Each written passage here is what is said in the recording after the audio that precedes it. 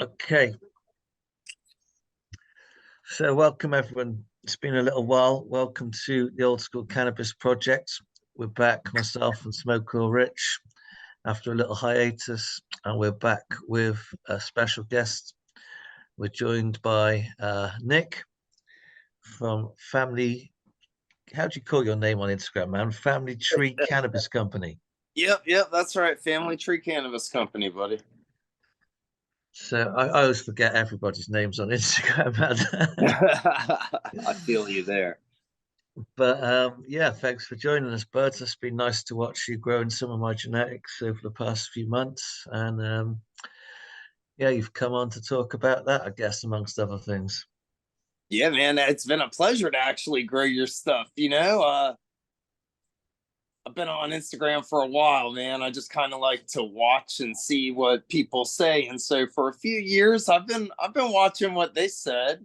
And but then I've been seeing different things, by the people who would take the time to grow your stuff out.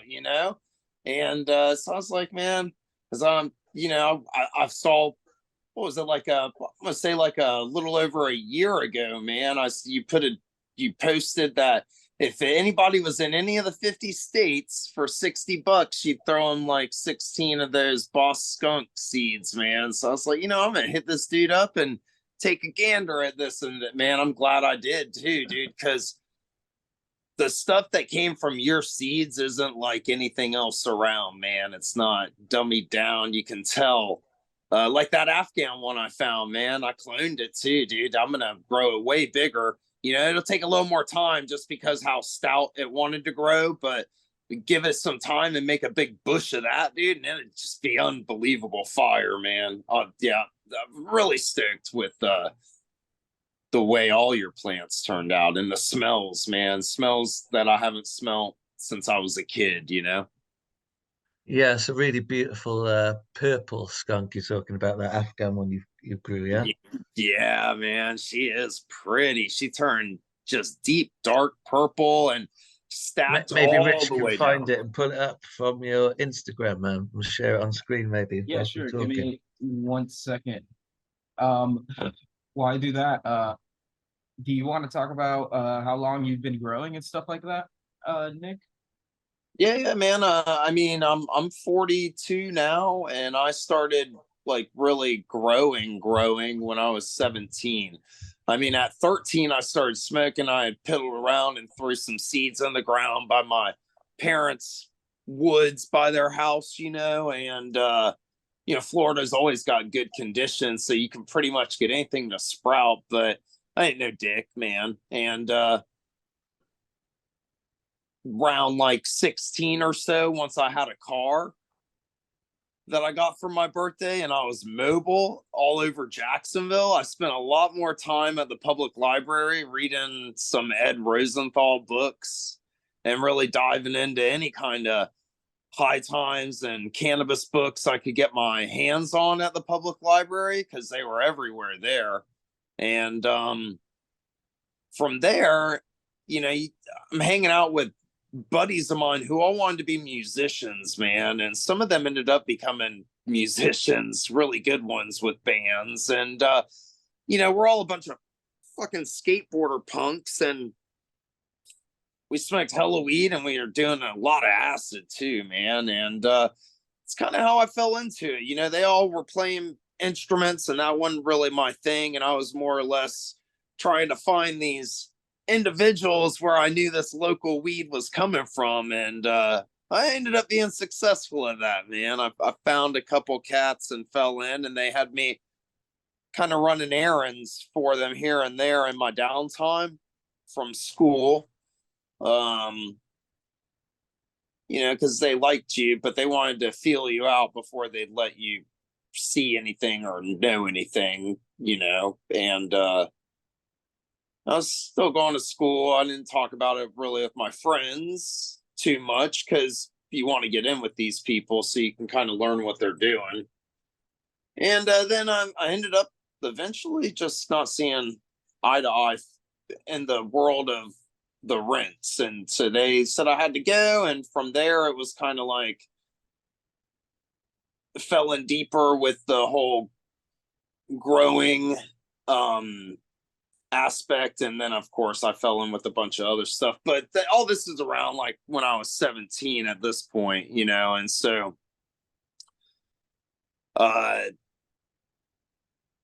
then ended up out at a rehab in the Midwest in Oklahoma, around like 19 years of age, and met more growers out there, man. So here I am at a rehab for a while, mingling and talking with all these dudes and learned a bunch of stuff. So eventually leave with a chick from there, and we go to Gainesville, and I hook up with some cats there in Gainesville finally after working at a pizza place, and they're growing blueberry.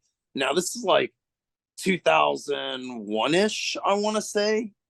And we were growing hella blueberry and Gainesville green there in Gainesville. And of course, they had their local staples like Triangle Kush and OG Kush and all of that. And of course, our Crippy, man. Crippy was fucking famous there, man. We grew the shit out of that. So, and all these dudes are going to UF, but I wasn't going to school. I was just living there, working at the pizza place and living with this girl. And then I would go in my spare time with these other cats, and we'd go to a hydro grow. Everything was being grown hydro there at this point, you know. So I heavily deep into the deep water culture aspect of growing, which after killing a few crops and seeing compared to soil how it turns out flavor wise, that's what steered me back to soil ultimately. But fell into bullshit again, man. I totaled a car and almost killed myself and was all fucked up. So I was like, well, what do I do now, man? Like, shit's all falling apart again. So I hopped it out to Santa Cruz and went to another rehab. And that was like one of the best moves I ever made, man. Because out in Santa Cruz, California, at this rehab, I stayed out there for a couple of years, man. I finished the rehab and then I decided to work out at it. And on my days off, I'd hop on my motorcycle. I'd go all up and down Highway 1 and just go find stoners, man. You just find the right people. You know, those hippies that just look like they got the dirty nails and, you know, they're playing with dirt, and you chat with them and eventually get them and go with them. And then that's where it all started to piece together a lot, man. And I acquired quite a few good seeds there, and a clone. And after a couple of years, man, I went back on a motorcycle to Florida. I rode it 6 days cross country. I'd shipped everything UPS but my seeds and the clone. And I hooked up when I was back in Florida with a buddy of mine. And he was working at a pizza joint there in Jacksonville. And he'd been working on this project that he'd been breeding. And it was skunk 1, hash, pineapple, and G13. And we ended up crossing the Northern Lights 5 into it that we had acquired. Yeah. And we were calling this shit the Germinator. And now this is like 2004, 2005 time frame. And man, that's everything was going perfect at that point. That shit, it was insane. It was one of the best growing plants ever. And that brings me to your seed, actually, because your seed reminds me a lot of that skunk 1 and some of those older strands like the G13. Not a lot of people say they've ever seen it, but I have seen the original, and that one skunk kind of grew exactly like it did. So I don't know, man. It's just, you know, seeing how your stuff grows compared to stuff that we were growing back in the early 2000s. And this before all this fuck ass culture got a hold of shit. These vultures, in my opinion, that have kind of like bred cookies and gelato into everything. And everybody's like, oh, this is what's the new hype. And I'm like, nah, man, there's got to be better shit out there. That's why I took the leap with you, man. And I'm glad I did. Like I said, dude, the genetics are on par. They remind me of that older stuff, man. And I want to get another strand kind of like that Germinator that I had, just undummied down fire again, breed like that stout Afghan into a big old haze. That's why I ordered some of those haze seeds from you this time. Yeah, they're on route, man. Which haze did you order this time? I've already forgot. That frankincense, man, and also Okay, the lizard wine. The lizard wine caught my eye big time because I've seen that lizard wine when I was in the Navy. I drank some of it out in Seychelles. That it's in between kind of like Morocco and Australia, or Morocco and India, out there in the middle of the ocean. But they got that lizard wine out there. And when I saw you post about that, I was like, I know what that shit is. Yeah, it's pretty disgusting. I wouldn't drink it now, but I did back in the day a few times.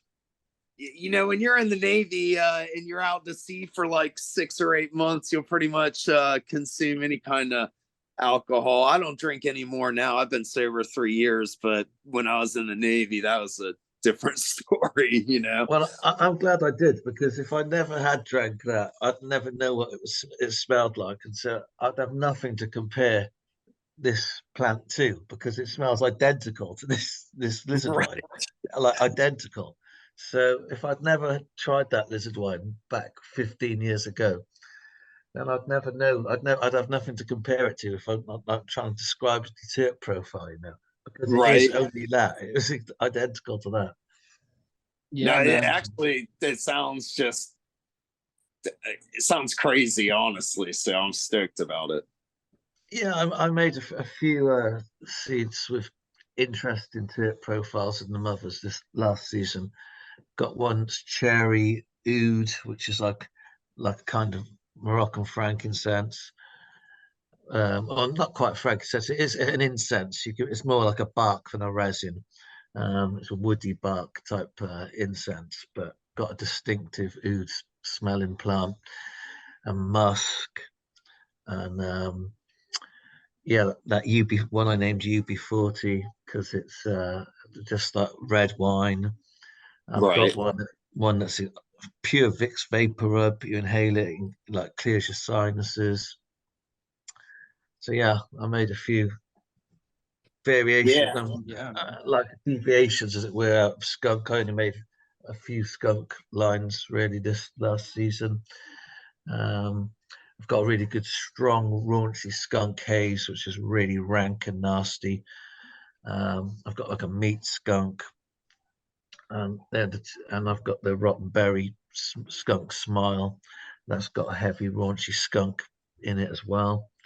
Yeah, I think I put that on the list too because that looked good as well. And this one roadkill that I found, man, I mean, it was just putrid, dude. It literally would just sink into everything and just it stunk up everything. Like you'd go out in public and you'd still be smelling it in your nostrils, like it just sunk into them. Yeah. If you look down, I'm sharing my screen. I have some of Okay. your garden pictures if you want to talk about them real quick. So that one right there is the one that kind of grew and reminded me of the G13 we were running back in the day, man. And it's got it's in the back of the dry room, so it's hard for me to really. I mean, I've reached back there to like make sure it's Yeah. not sticking together and that it's drying properly. But I'll be able to really put a good profile on them once I jar them up and I'm smoking on them after they've been jarred for like like a week or so. Yeah, when that real everything starts to pop out of them, because they're all trimmed up and everything. But that one right there that we're looking at, man, that's one of the ones that I really want to play with a lot too here coming up. Because I liked how the bud structure formed on it and it bushed really well. Yeah. So Now, what pack is this from, man? So all of these were from the random pack that Rich had sent me back when I ordered. So you ran that deal. It was like I think it was like 16 seeds or something for $60, man. And so I Yeah, I popped guess all like a those. 10 ticket mix. Yeah, it was. I'm pretty sure it was a Terptown ticket mix or something like that, because there Something. were quite a few different things from skunk to like haze in it. Yeah, It yeah. seemed like this one's the beaut though, man. This Afghan skunk, you don't find this kind of shit anywhere, man. Like for real, I've I've seen a lot of people claiming that they got skunks, and the only person I've seen with anything close to this is that dude, that Pakistan dude, Pakistan land race, Afghan land race on Yeah, Instagram. yeah. You know, and not talking bad about him or anything like that. You know, I love the plants I see on there. I just wouldn't be able to support him in any way because I know where that money's going to ultimately, you know what I'm saying? But Yeah. yeah, but plant wise, man, this motherfucker right here is like that shit you see that he has out there in Afghanistan and Pakistan, those land races, and that's what I was looking for, man. I've always had that kind of luck, man, where I find what I'm searching for, man. I got that eye of kind of those old Yeah. heads were like, this is what, if you're looking for this is what you're looking for, you know? And I knew the way it was growing slower and lower than the rest, that it was going to be stout.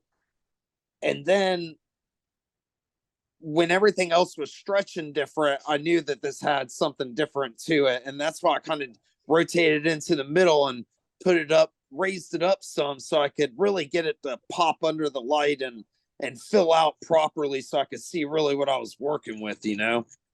Yeah, I have this picture right here. I don't know if these are the same plants or not, Yeah, they are. but So the okay. back left is the roadkill skunk, that lime green looking one that kind of sticks out of the rest.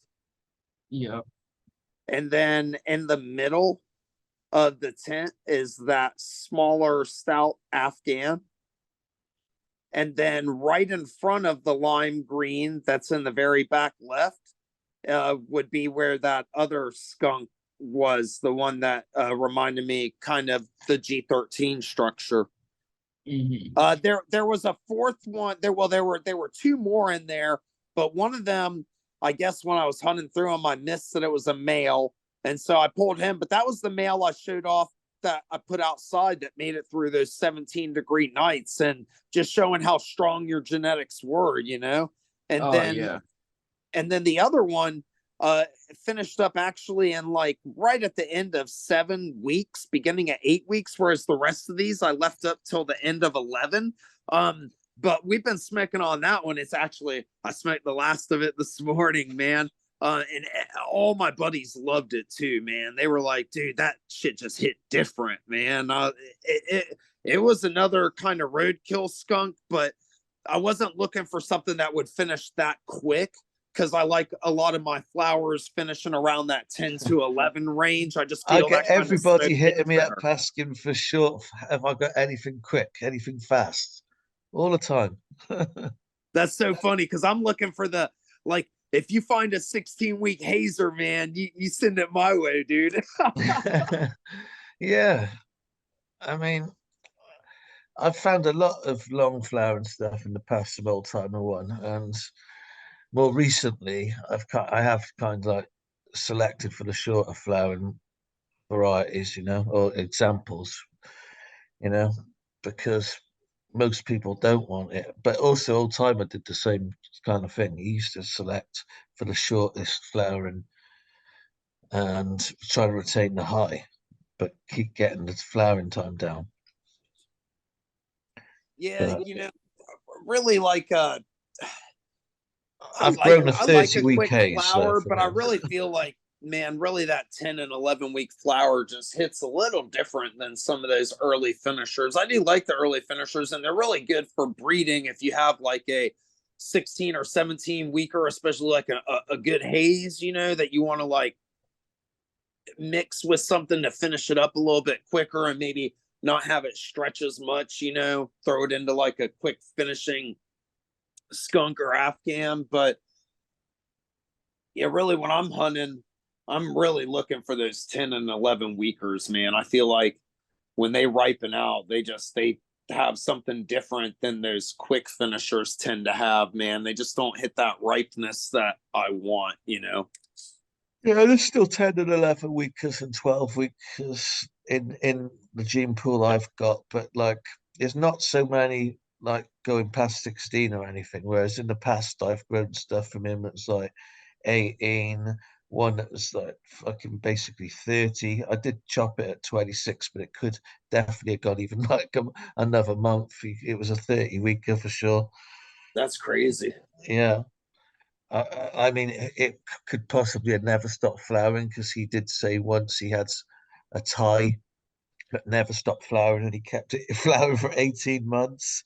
And Oh, that's awesome. yeah, he grew it, winding it around the room, around the walls of his room. And to the end, it was 27 foot long, the stem. That's insane. Yeah. That is insane. Uh, but yeah, I've definitely had like those long 26 plus weeks, 6 months haze basically. See, I feel like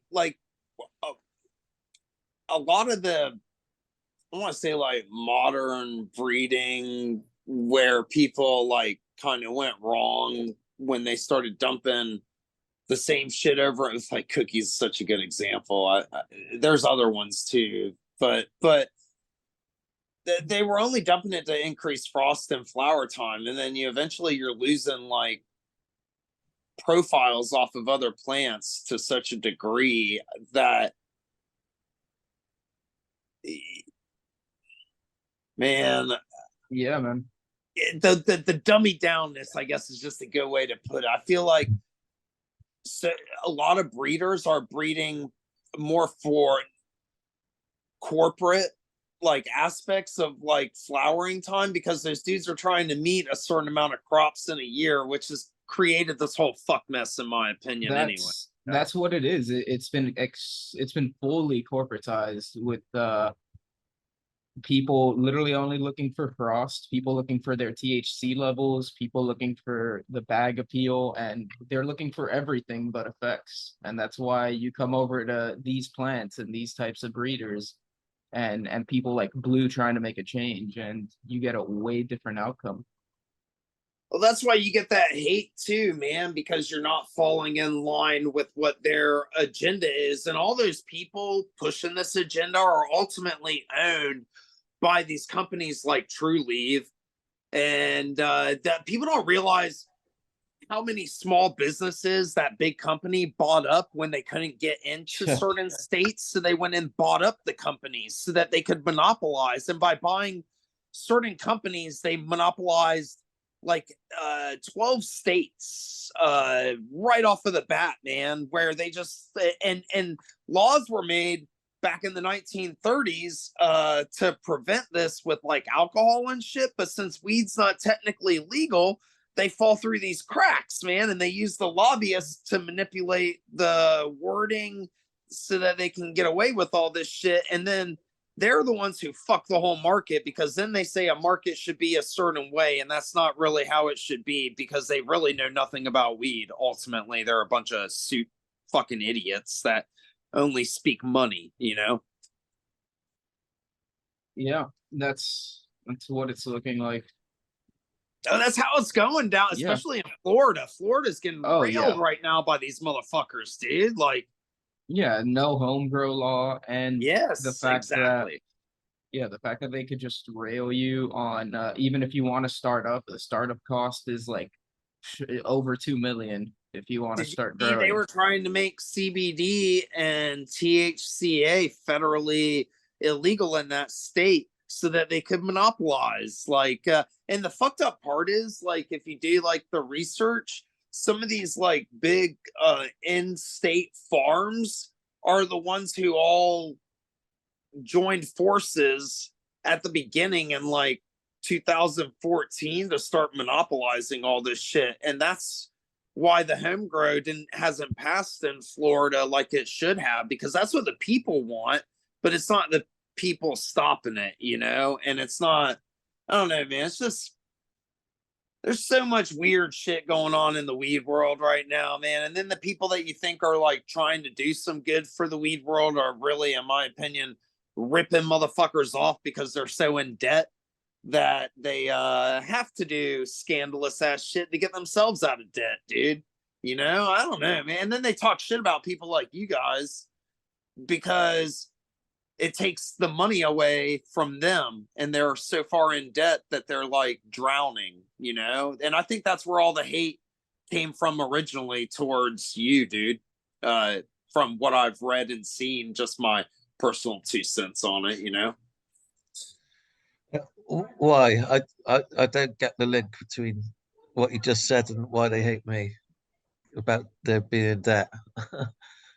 Oh, because if you're taking from them money wise and changing the Oh yeah, culture that yeah, they're yeah. I trying understand what you to mean now. Yeah, create, yeah. that is why they have come at you, in my opinion, the way that they have, because some of the people that were coming at you are some of these people embedded in that culture that's creating this bullshit right now, you know? If that makes sense. I don't know. I mean, I'm not always the best with words, you know. My head has a lot of It's thoughts sometimes. No, definitely. That you're right because I've noticed spikes and increases in, for example, idiot like JJ's uh bullshit. Like if I mentioned I've reached like a point where I'd sold 50,000 seeds, then he would start getting in people's DMs for like the next fucking week, spending like hours in their DMs chatting shit, things like that. And then he'd hit me up going, I don't know, I can't even remember, but he'd referenced the 50,000 seeds that I'd said that I'd sold, you know what I mean? And that would have pissed him off and got Yeah. him like riled up and literally spending hours in people's DMs trying to get them to take down their posts of skunks they'd found. It's absolute, yeah. So yeah, they do get worried about what they're losing out, and because they No, they think get hella they, worried. well, they're Yeah, they stupid because they think like, oh, he sold 50,000, but that's like as if like if I hadn't sold those 50,000, people would have bought 50,000 of their seeds. It wouldn't have gone down like that. yeah, it's so dumb to think it even there's a correlation. And I'm fucking for the records, over 100,000 seeds have gone out to fucking America and Canada now. So fuck you, JJ. so at Yeah. least like since I've cut these down, I can say at least 10, probably more, but at least 10 people have DM'd me talking about hey man, I'm really glad that you grew these out and showed everybody what was really going on because you know I've been at such and such an event or so and so has said this and just totally lied about like for real, like people that's why I touched a lot on showing your plants and showing the fact that they didn't harm, because I can't tell you how many people hit me up saying that certain parties were like, oh, all his shit harmed. And the only way that I can see that happening is if the genetics are complete shit, which I knew that yours weren't, or two, the person's environment isn't on par and they're stressing it so bad that they caused it to harm. And then it makes you wonder that if it was only your shit harming, were they doing that shit intentionally to make Exactly. you look bad? You know? Which And is these very people, possible. yes, and the way that these people messaged me and the way that they said Blue was talked about and his genetics were talked about, and then what they saw me do was the complete total opposite. It was like day and night. And I was like, well, one, I gave them the right kind of love, and two, I gave them the environment they wanted that they could thrive in, and this is the result that you get. And they instantly were like, well, I've been sitting on packs of his and I wasn't going to grow them, but I am now. So hopefully you see a lot more people growing your shit out here on Instagram, at least people that have followed me that now are not believing those lies as much, which makes me feel good, impact wise, you know. Yeah, man, Steve definitely shows a lot of beautiful plants, but like what people don't realize is what you said is key on it. They've been sitting on the packs, so they haven't seen anything of themselves. They've just heard some bullshit that some cunt like JJ says, you know what I mean? Or Facts. anybody. So most people growing them, like my return customer rate is fucking off the hook, man. Fucking, it's brilliant. I get for everybody who gets a pack of seeds from me comes back for fucking more time and time again, always. A very high percentage of people. A lot of people say they're only going to grow my genetics now from now on, that kind of thing, you know? Yeah, man, I weeded some stuff out of the garden that I had kept around because yours is better, and I like a nice mixture. I like I've always said, I'm one of those people like I like to bring 12 different flavors to the table, and not just one or two. But I'll tell you what, man, uh, and why I reached out to get more from you because the profiles they've been just on par, man. And I know breeding wise, with it not being dummied down, possibilities are endless with some of the stuff that I know you've got hidden away that can be found. Sorry, man, I'm yawning. I've had that second dose of RSO was kicking in. But yeah, you're right. The possibilities with a tip town ticket is very, very fucking wide. Ju- crosses the spectrums of everything. Everything really, from the 60s to the 90s, from all over the world.